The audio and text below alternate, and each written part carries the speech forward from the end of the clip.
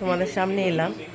আজ একটা ঘটনা ঘটলো। আমি তো খুব সাই বাবার ভক্ত, তোমরা হয়তো অনেকেই জানো, তার কারণ প্রত্যেক বৃহস্পতিবারই আমার একটা করে পোস্ট যায় বাবার।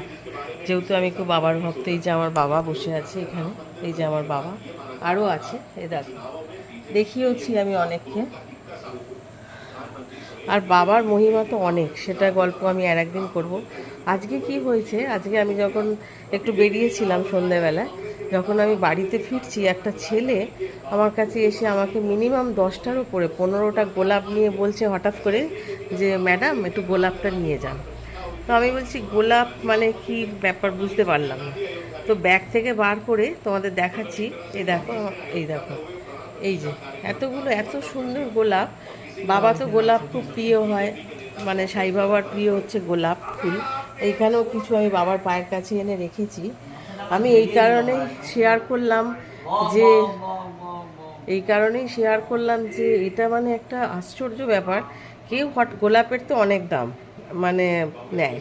তো হঠাৎ করে একজন এসে আমার মুখের সামনে দাঁড়িয়ে বলছে ম্যাডাম কিছু গোলাপ নিয়ে যান। তো আমি বললাম কি পয়সা দেবো? তো বলছে না না, এটা আপনি বাড়িতে নিয়ে যান। বলে আমাকে মিনিমাম 12টা গোলাপ আমাকে ও গুনে গুনে দিল, বিভিন্ন রকমের কালারের, একটা ছিটছিট মতন।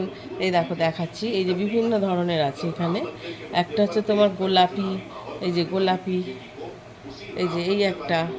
আর খুব ভালো, মানে এই না যে খুব খারাপ হয়ে গেছে।